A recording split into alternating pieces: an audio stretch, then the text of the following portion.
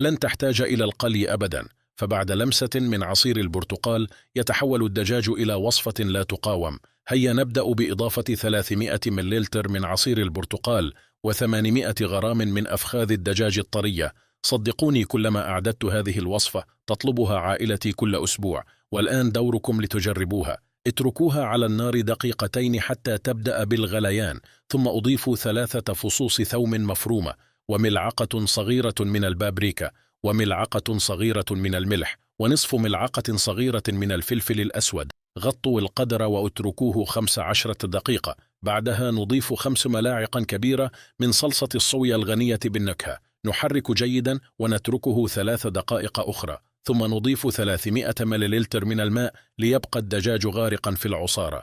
صدقوني، هذه الوصفة أصبحت عادة في منزلي وستصبح عادة في منازلكم أيضا. نعيد المزج جيدا ونتركه 5 دقائق أخرى، ونضيف ملعقتين كبيرتين من كاتشب، وملعقة من الخردل، وملعقة من العسل.